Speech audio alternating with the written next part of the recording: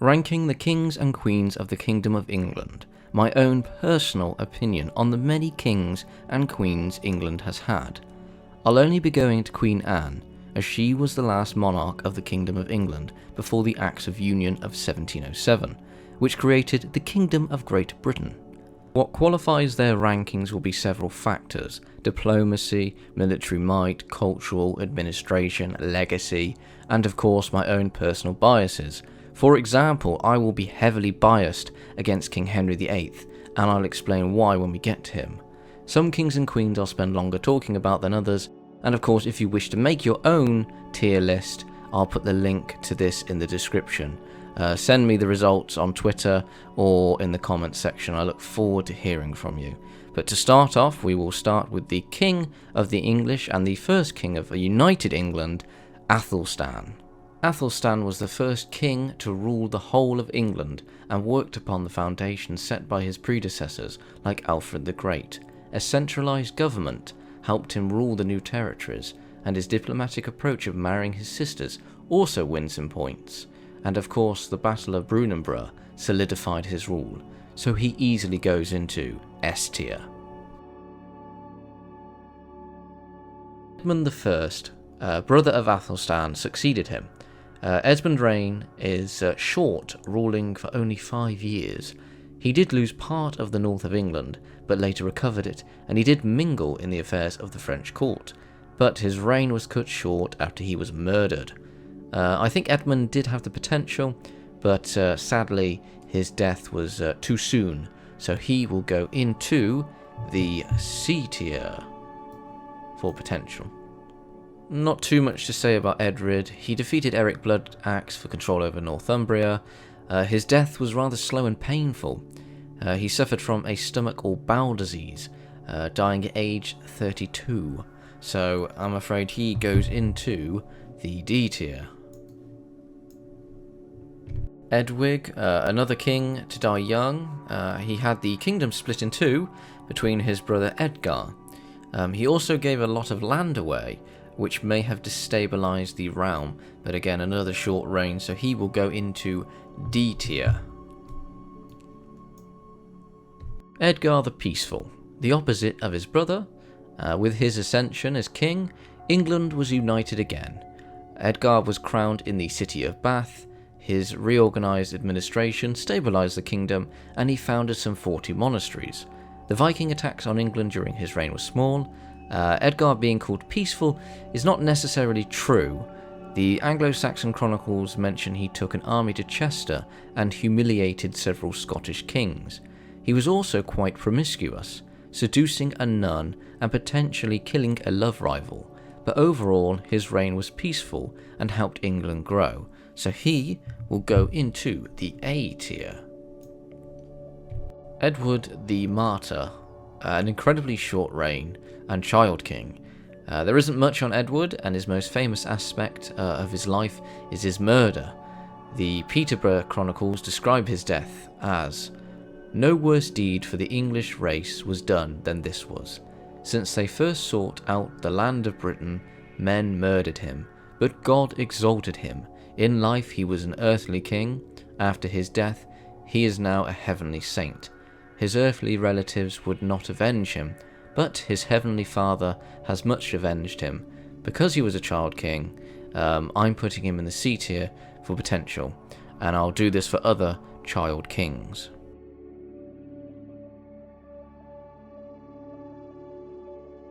Ethelred the Unready, or ill-advised or ill-counselled, was king under the renewed Viking attacks and had one of the longest reigns of any Anglo-Saxon king of 37 years. By 991, the Vikings had won a major victory over the English at the Battle of Maldon. Ethelred soon started to pay the Vikings off under the Danegeld Treaty, but this only prolonged the inevitable return of the Vikings until they were paid off again. The St. Brice's Day massacre is one of the darkest days of Ethelred's reign, and would lead to his downfall, as Sven Forkbeard would invade to avenge his sister's death. Of course, Sven would die shortly after his victory, as Ethelred fled to Normandy. Ethelred would return, but would die shortly after Sven's son Canute's invasion of England, so we'll put him in D tier. Sven Forkbeard, conquered England for a bit, had a cool name and a beard, then died. D tier. Edmund Ironsides, only king for a short time, proclaimed king by the Londoners, and during which England was under attack from Canute. He did fight the Danes and beat them several times before his ultimate defeat at the Battle of Athelstan. After this battle, England was divided in half between Canute and Edmund, yet Edmund died the next month either from injuries sustained in battle or disease. Yet there are some accounts of his death being murder. C tier for his efforts of defending against the Danes. King Canute the Great, son of Sven Forkbeard, conquered half of England and then later took the rest after Edmund's death. Canute's reward for helping him were great for the Danish lords, as several English estates were gifted to them for their service. Canute married Ethelred's widow, Emma of Normandy, in an attempt to legitimize his rule. She bore him 2 sons and a daughter. Over the course of his reign, Canute won over several English lords, as even when he sailed to Denmark to claim the throne there, his bodyguards were English. His administration was solid, and he codified laws to bring any grievances to his attention. I could go on, but King Canute and several other kings and queens deserve their own videos. For him, he's going in S tier. Harold Harefoot. Short reign, he treated Emma of Normandy rather harshly.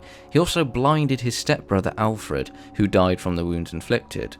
The Kingdom of England was again split between 2 brothers, but as Harthacnut was in Denmark, Harold eventually took control over the whole kingdom, while Harthacnut was readying an invasion to invade England.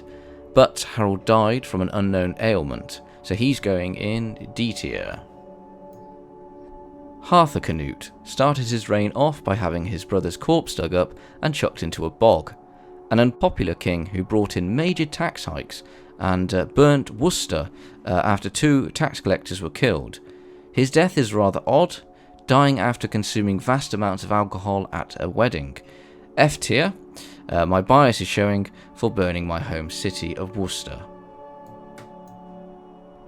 Edward the Confessor, the only English king to be canonised, and the last member of the House of Wessex to rule England. Having spent most of his time in Normandy, when he inherited the throne, he brought with him some of his Norman favourites, which made certain houses that had grown prosperous under Danish rule uneasy and unhappy. Edward's conflict with the Godwinsons dominated his rule. He did fund the project of remodelling Westminster Abbey, then known as St. Peter's Abbey. But his death would set off an event that would change England forever. But for the peace and stability of his reign, we're going to put him in B tier. Harold Godwinson, the last Anglo-Saxon king of England, was crowned the same day as the burial of Edward. His reign was short but action-packed, and despite swearing on holy relics to support William of Normandy to the throne, he claimed the throne with the support of the Witan, and fought off a Viking invasion at Stamford Bridge, which saw the death of one of the last great Viking leaders, Harald Hardrada.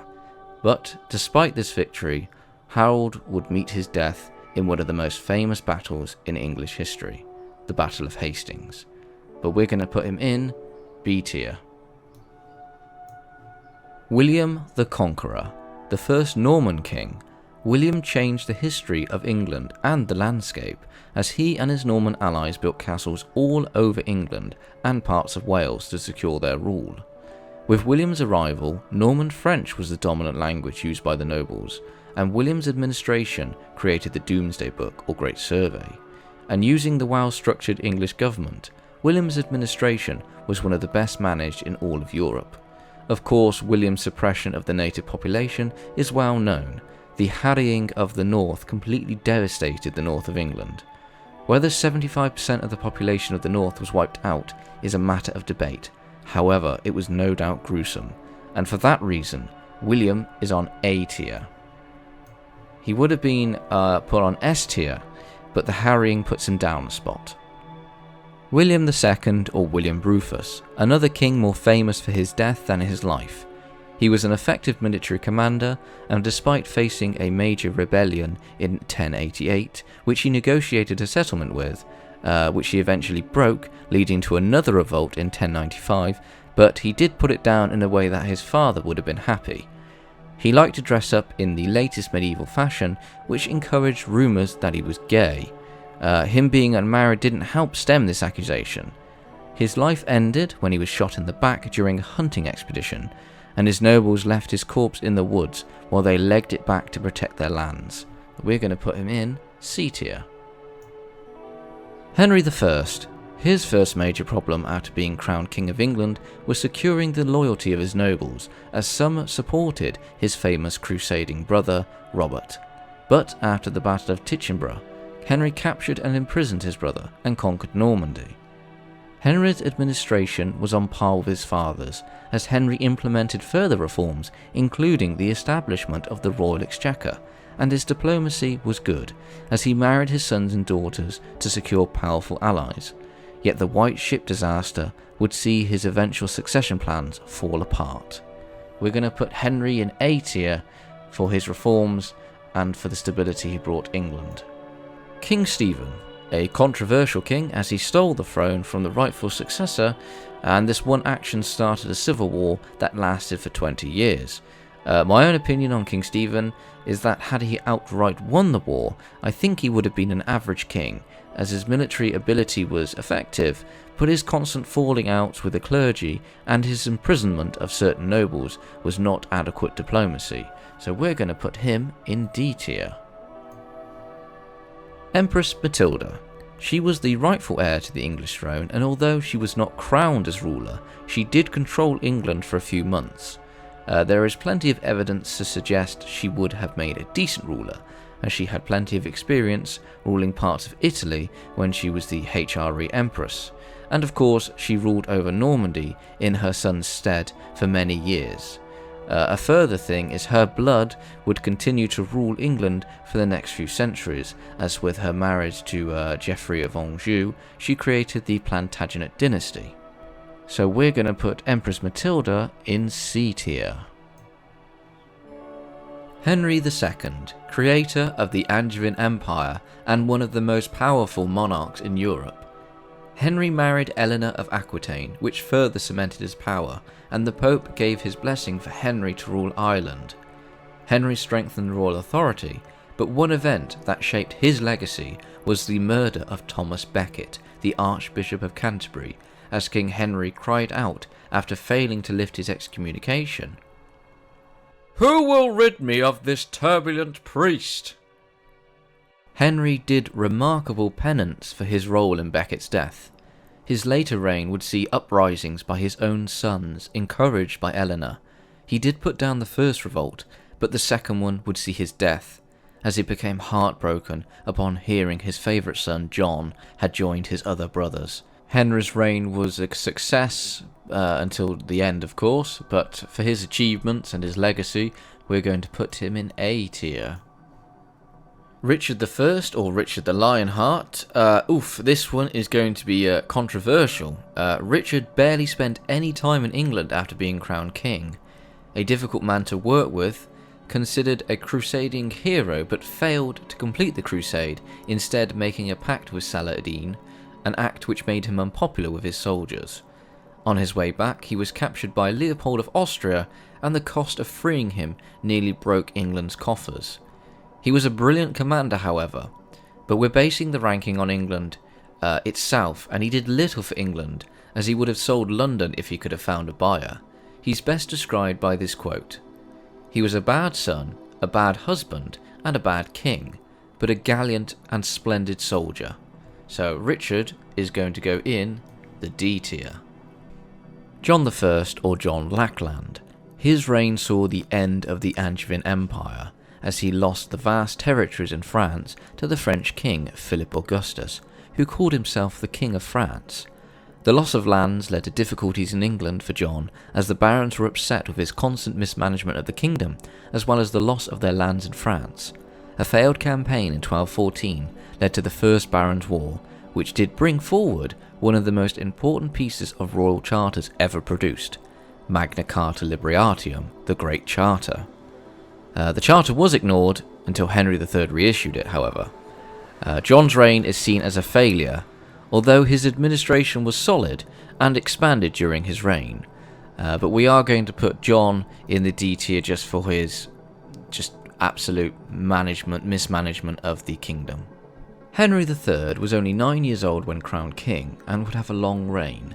A pious man who built the Great Hall at Winchester and helped the poor and the sick, but he struggled to enforce royal authority and fill the royal treasury, instead focusing on restoring the Angevin Empire, but failed in all attempts.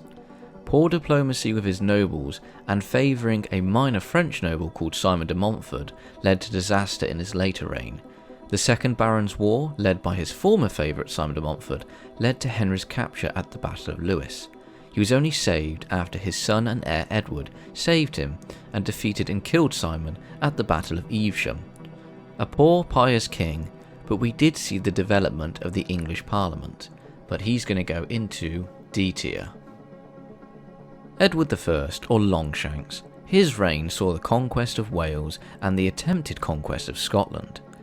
Edward managed to balance his wars while at the same time trying to appease the French king for his holdings in Gascony.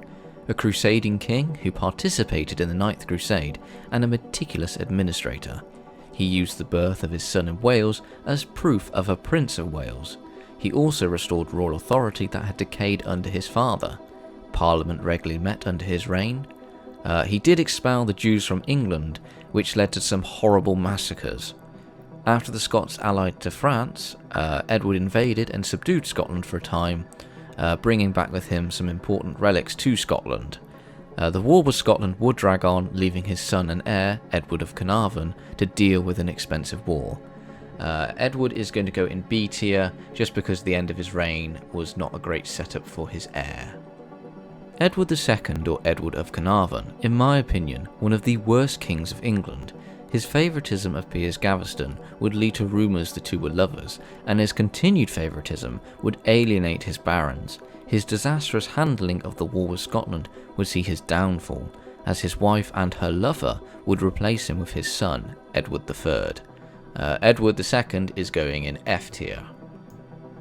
Edward III, or Edward of Windsor, the king who started one of the longest wars in history, the 100 Years' War with France, and also started the Second Scottish War of Independence.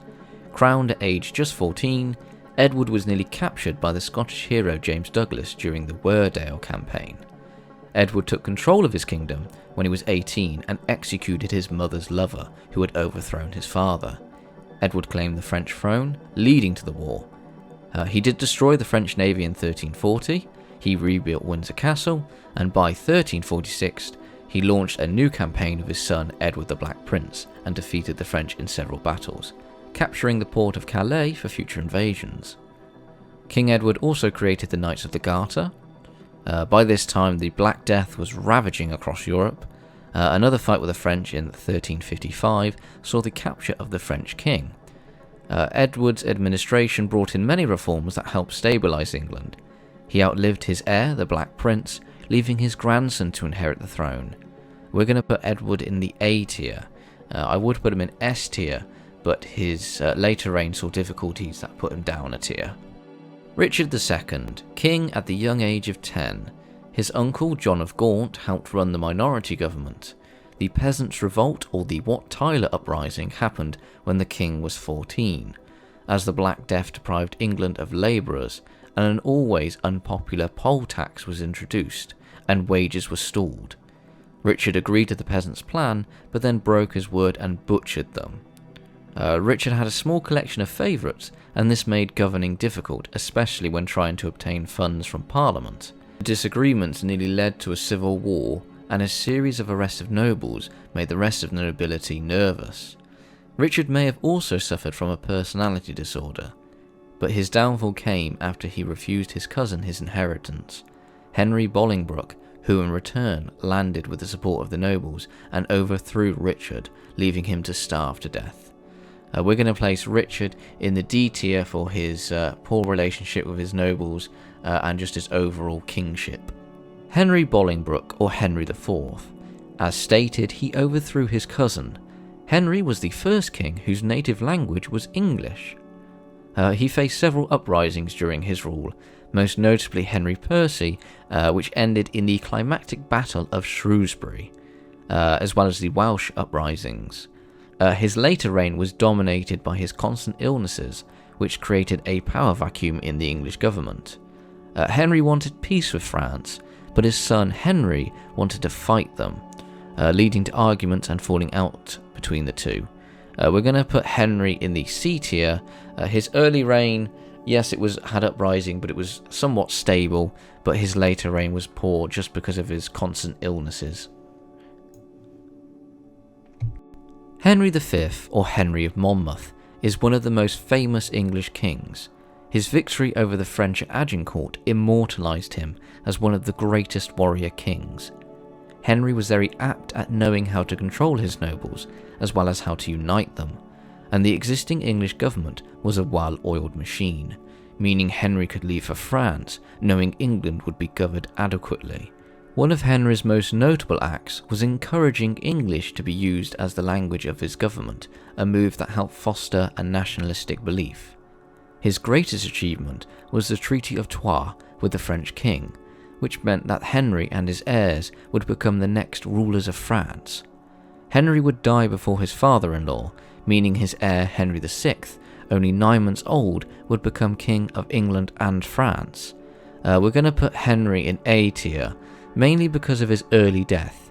Had he lived for another 6 months, he would have been King of France and potentially have changed history. Henry VI, King of England and France.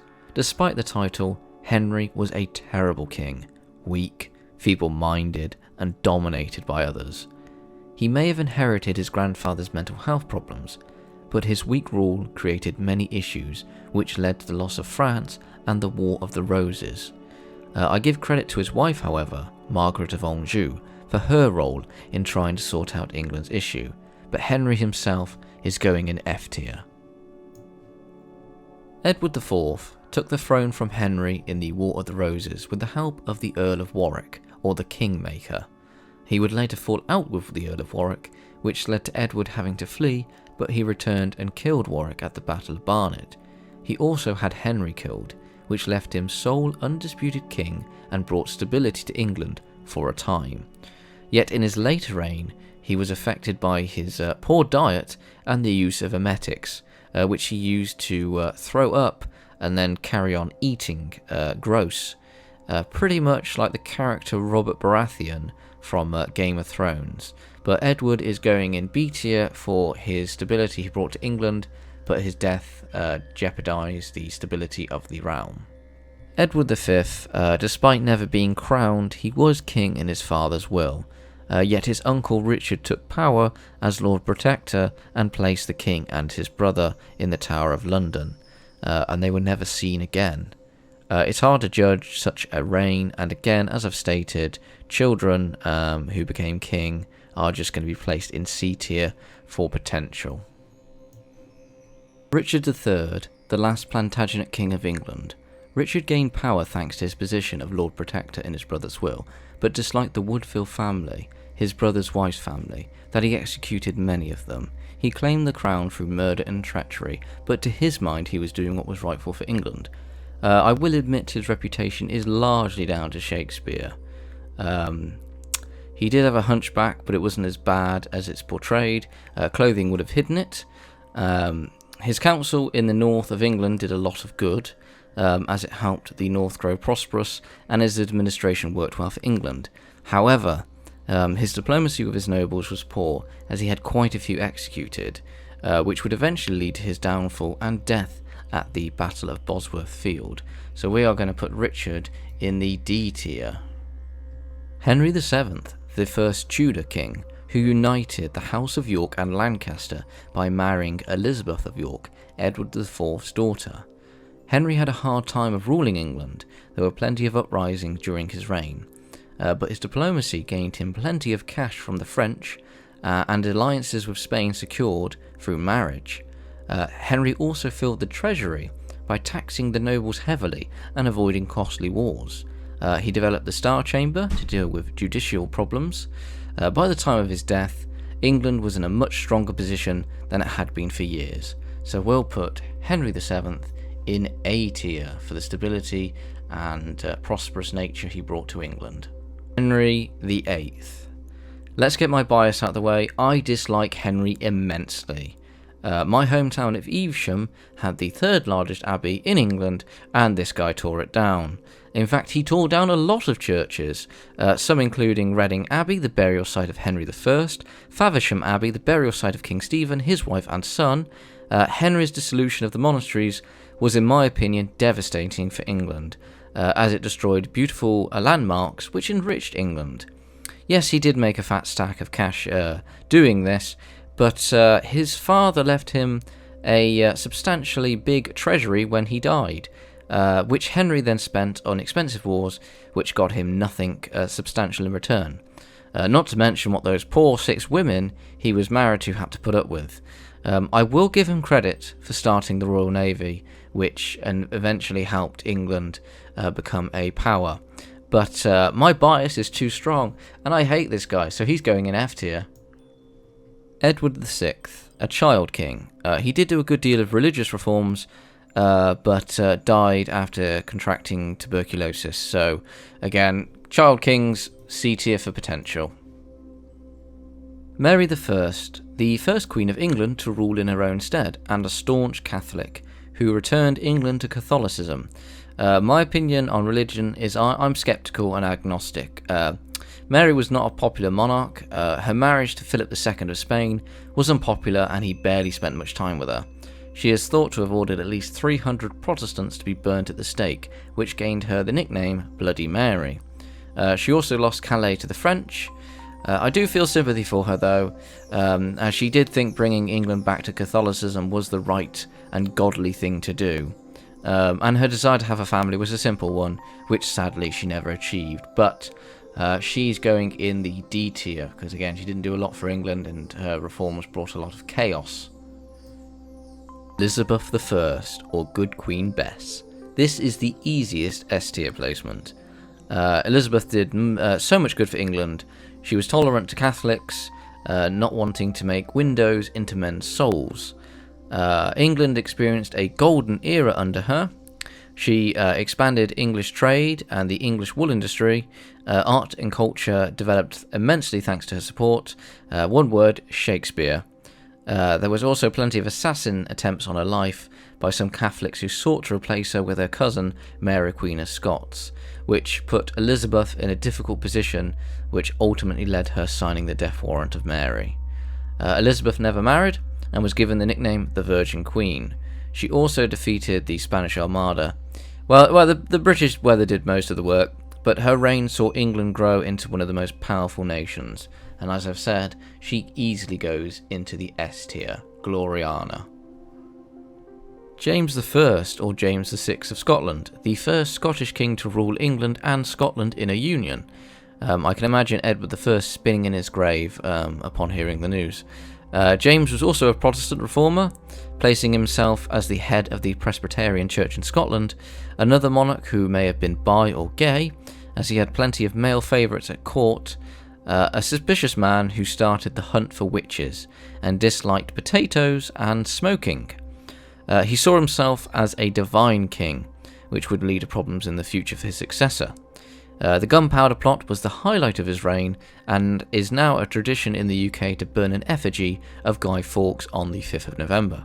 James always had problems with Parliament, and dissolved it a few times. The start of the colonies in North America began under his reign, so we'll put him into B tier, just for really keeping England quite stable and uniting England and Scotland under a personal union.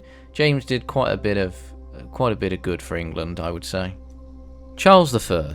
I have a lot to say about Charles, but I'll keep it short. His divine right to rule ended with England descending into civil war, and his royal favourites annoyed the nobility because of their constant failures. He even declared war on Scotland over a prayer book.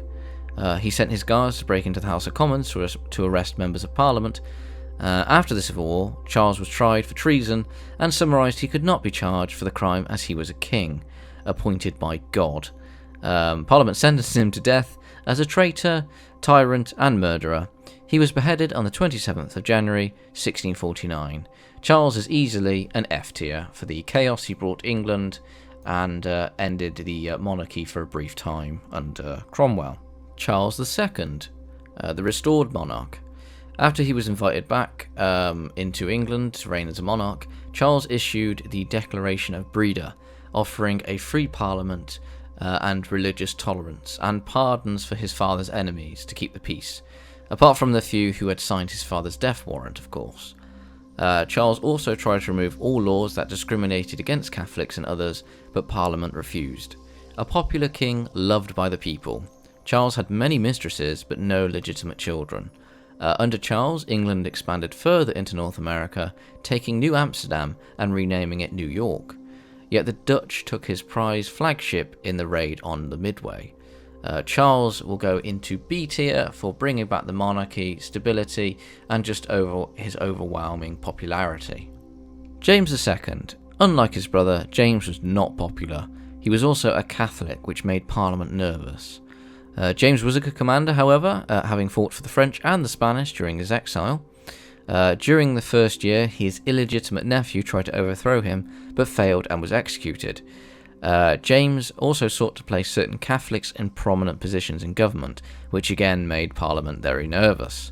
But with the birth of his son, a group of politicians fearing Catholic supremacy sought to replace him with his son-in-law, William of Orange, which led to the Glorious Revolution, causing James to flee abroad when all of his army and navy left him. So Parliament declared he had abdicated. James is an easy D tier. William III and Queen Mary II. William is famous for his victory over James II at the Battle of the Boyne. The Bill of Rights made William and Mary the first monarchs of a constitutional monarchy, and the development of the future of the kingdom into what it is today. The Bank of England also formed, so I'm going to give William and Mary A tiers because of what happened basically during their reign, the reforms that happened that basically turned England into the modern country we have now. And finally, Queen Anne. I feel great sympathy for Queen Anne. She had 18 pregnancies and only 5 children lived, but not for very long, all died at various ages, none reached adulthood. She was also another bisexual monarch. She did see the Kingdom of England and Scotland form into one nation, the Kingdom of Great Britain, but her later reign she was plagued with just horrifying pain. So we're going to put Queen Anne, the last monarch of the Kingdom of England and the last Stuart of England, in the B tier. And that was my tier list. Again, if you feel free to let me know what you guys thought, or send me your tier list via my Twitter. Again, I'll put the link in the description for this tier list so you guys can have a play with it. But yeah, I hope you enjoyed the video, and I'll see you next time. Bye!